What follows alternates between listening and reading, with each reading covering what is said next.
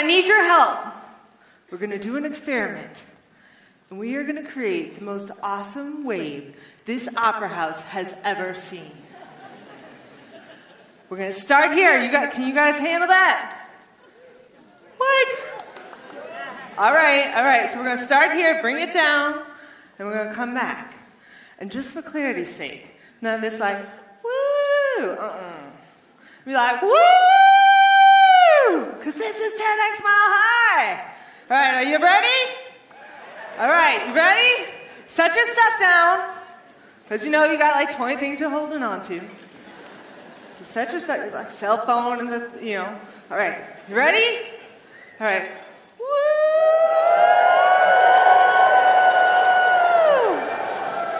Nice. This time with feeling, even more. Woo!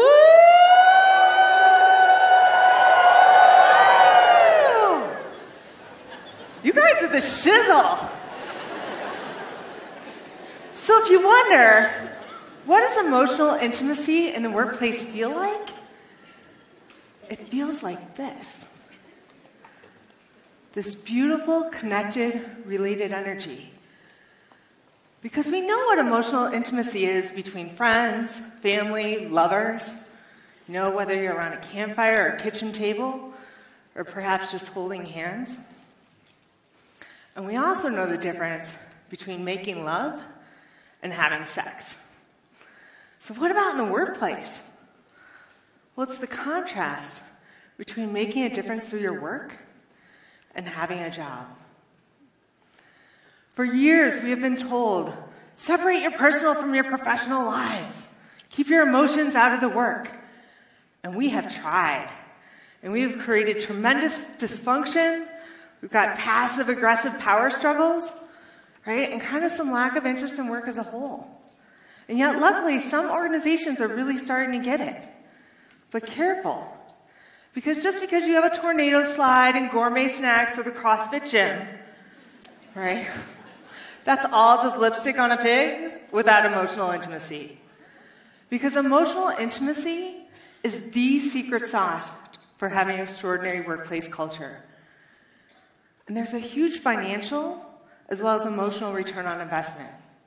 On the financial side, disengaged workers cost our economy $390 billion a year.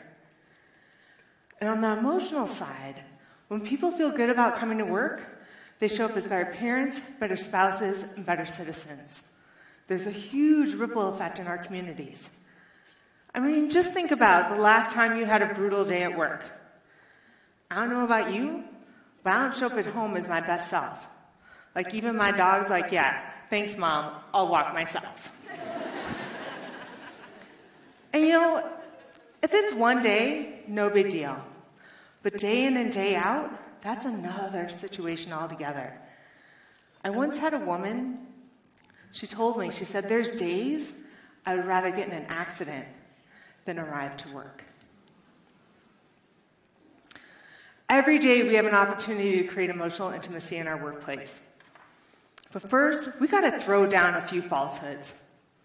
The first of which is this separation between us and them. In the workplace, we have all sorts of delineations. We've got titles, we've got departments, old school, new school, and this crazy focus on individual performance, which really is kind of nutty if you think about it. Because really successful organizations get that they're a conscious community that's been brought together to fulfill on a shared purpose. Think about the Rube Goldberg machine, or the mousetrap game that we played when we were kids. Right? The silver ball goes down the tube, flips over the bucket, and spins the wheel. All those pieces are integral and interdependent. The silver ball by itself is completely inconsequential. Like the wave we just did, if there had been a substantial portion of you that are like, I'm not playing, it would have been really lame. And the thing is we have this thing where we focus on our separateness. We have this tendency to focus on what's different about each other. And yet we have so much in common.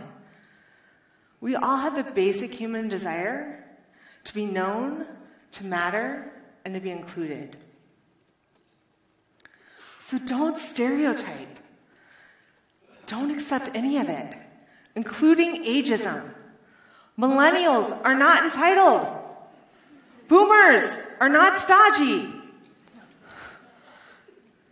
And this includes bosses. One of the biggest separations I see in organizations is between leadership and staff. And leadership, they're just people too. I mean, think about it, right? You have Mr. Burns on The Simpsons, pointy-haired guy in Dilbert, gotta love him, right? And Steve Carell on The Office. We are taught that bosses are mean, they're greedy, and they're clueless. I had a client, his entire staff hated him. Actually built camaraderie around it, language, if you will, called him Voldemort. He was horrified. And he went to his team. He said, I am so sorry. I had no idea that this was your experience of me. And in that moment, they saw his humanity.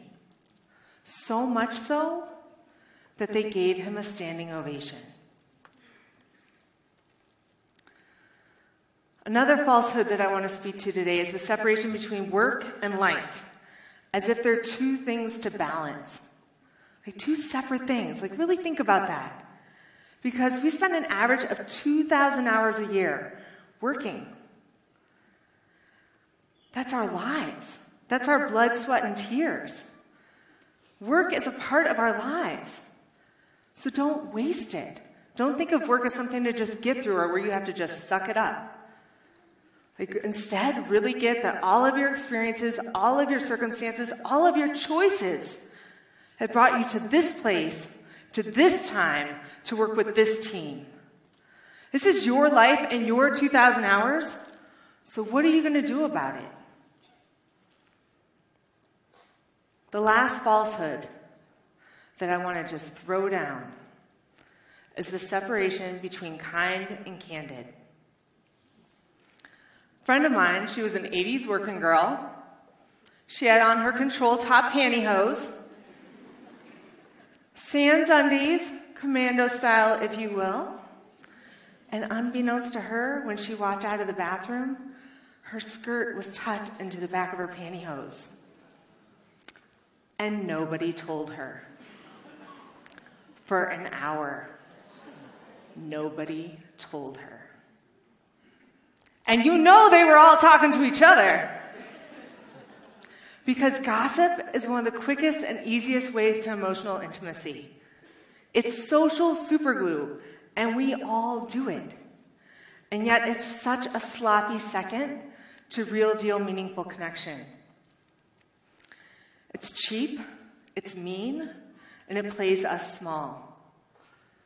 So the next time I would really challenge you, be a stand for your coworkers' success and tell them if they have spinach in their teeth. Dude, I don't know if you know, but like when you freak out like that, the entire team shuts down. Or dude, I would want to know, like I would want someone to tell me, you might want to use some different deodorant. Right? Because we all have blind spots. We all have blind spots. And no one wakes up in the morning and says, I want to be a crappy coworker today. Or I want to smell. You know, we're all just trying to do the best we can do. And yet, we consistently hide behind unkind niceness. I don't want to hurt his or her feelings. Well, what I can tell you is my friend's feelings were hurt. So what holds people back? And why don't we have more emotional intimacy in the workplace? And the painful irony is the reason we don't have more emotional intimacy is for fear of losing emotional intimacy. We fear, more than anything, not being liked. We fear being judged. And we fear not being included or belonging. So you're going to have to risk a little. But the stakes are so worth it. Again, your life, 2,000 hours every single year. Right? So see others as valid as you. Show up and do your part, and be a stand for helping others do theirs. And let's take these last few minutes we've spent together, 350 hours collectively, to make emotional intimacy in the workplace as common and as easy as the wave. Thank you.